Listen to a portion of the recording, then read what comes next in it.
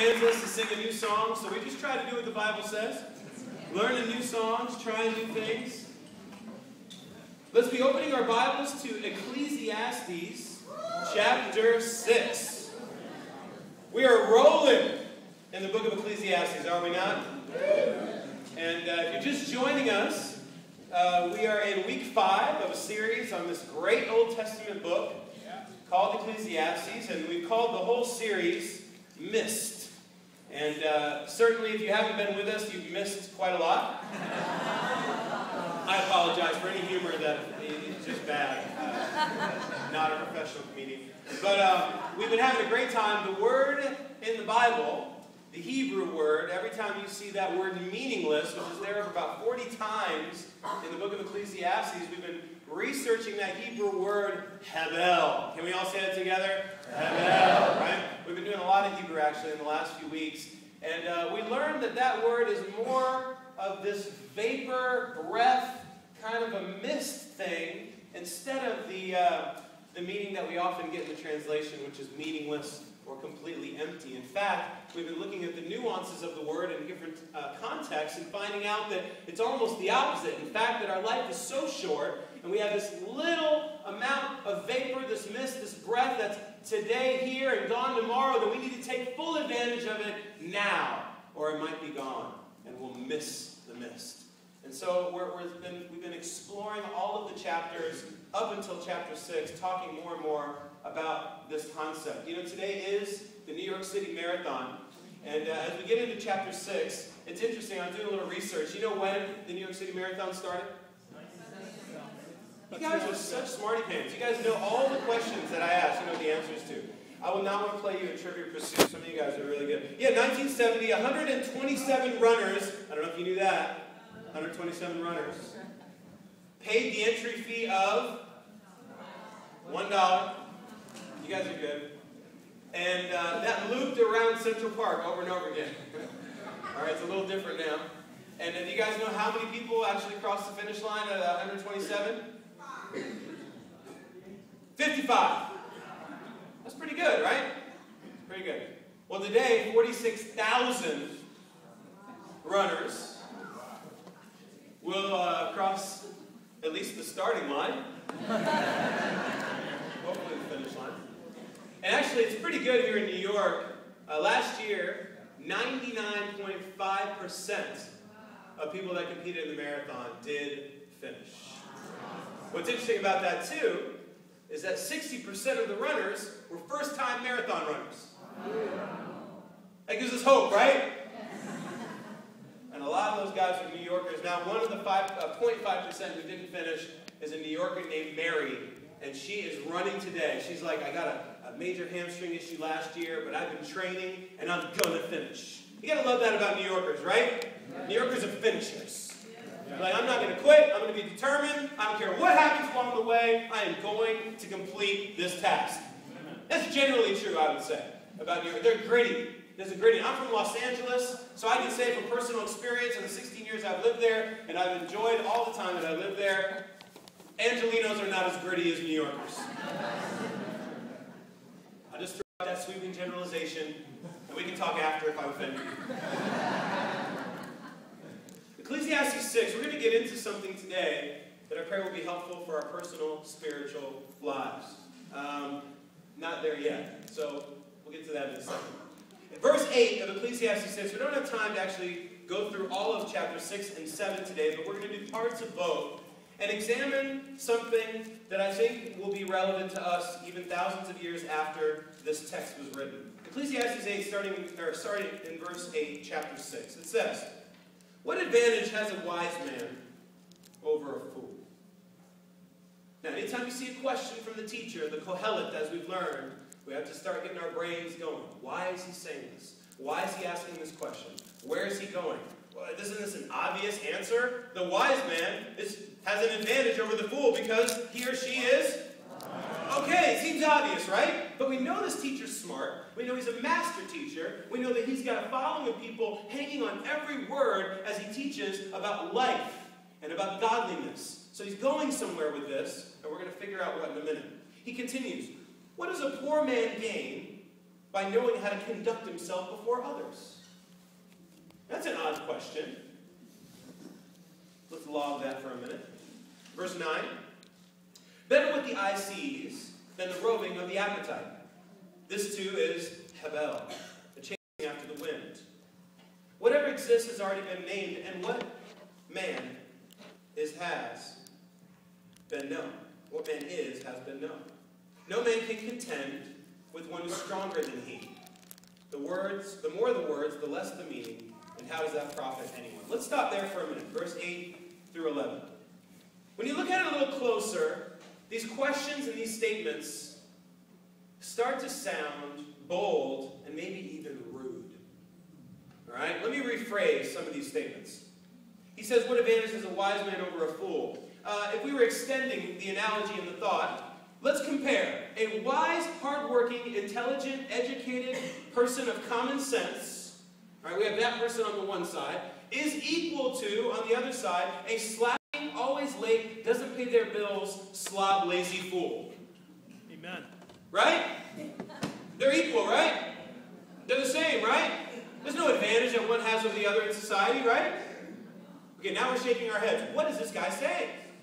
All right, how about the next line? The poor. How's it going to help them? What do they gain from knowing how to conduct themselves before others? In other words, the poor are so bad off, why waste your time teaching them manners? Oh yeah, interesting, right? Do we agree with that? What do we think now? This is subversive. Why is he saying these things? Why are these things in the Bible? How about the next line? He goes down, he talks about the eyes and the meaningless chasing of the things that we see. He talks about things that are being named. He talks about, stop innovating. Stop trying to name new things. Stop trying to come up with more stuff. Innovating, creating, putting new names on stuff. It's useless. There's nothing there. There are no new ideas, no new patents, no new inventions. The iPhone 5 has already been done. It's just got newer wrapping. Saying what? No new inventions? No innovations? No creativity? No new art? What are you saying? How about this last one? About words. You thought that a well-articulated argument was helpful when you want to explain yourself or defend yourself. That great speakers in history with great words could inspire people, could persuade people, could bring justice, could end civil rights violations, could bring peace. And the teacher says, what about them? More words, more meaninglessness. Junk. In fact, the more words you got, the less meaning. This is interesting stuff, isn't it? All right, it's been a great sermon. We'll talk to you tomorrow. All right, hang on, right? You say, John, you've gone too far. Have I? Let's explore. I want to introduce you to the phrase that many of you are familiar with, and also something that I think the teacher is employing. The word is counterculture. If you look at the word and the terms and the phrases and the way it's defined, it says values and norms of behavior of a cultural group counter to those of the social mainstream of the day. In other words, we're talking about social deviance, subversive characters within the fabric of our society. It's the cultural equivalent to political opposition. These people don't go with the flow. They swim upstream. It's a visible phenomenon that reaches critical mass and persists for a period of time. This kind of a movement, this counterculture movement, expresses the ethos, aspirations, and dreams of a specific population during an era. We know this term, probably more popular than other times that we've used it because of the 60s, right? 60s counterculture. Now some of us go, yeah, I lived it and I was part of the counterculture. Others of us go, I didn't live it, but I've heard about it. And others still, never heard of it. What are you talking about? Counterculture. The 60s produced a subculture of young people who rejected what the 50s was all about. They said, stop being so uptight. Relax, man. Just chill out, right? You're way too concerned about the way things work and this and that. You just need to relax. You need to express your feelings. We need to really talk about these things. Issues started coming up and started combating the norms of behavior at that time. The war in Vietnam, the civil rights violations, the movement that was happening, race relations, sexual mores, women's rights, Traditional modes of authority were being challenged. And a materialist interpretation of the American dream was also being protested. And we have what we would call the what? Hippies, right? My parents were hippies. Right? So, what happened to this crazy movement? They look like they're having a fun time. They look like they're enjoying themselves. It's diverse. I don't know what song they're singing. Maybe Age of Aquarius. Maybe some good songs from this era. But it existed and then it faded.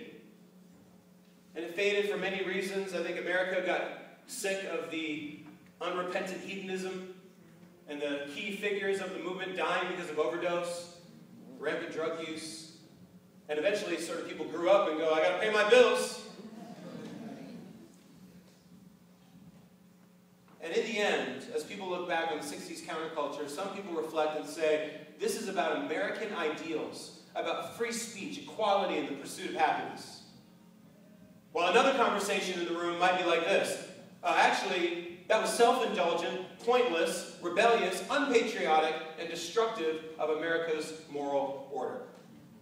Now, we're not going to decide that today. We're not going to talk about that anymore today. We throw that out to help you understand counterculture. Now, people, in retrospect, have called Jesus countercultural. You can start to think about all the reasons why, right? Turn over to Matthew chapter 5.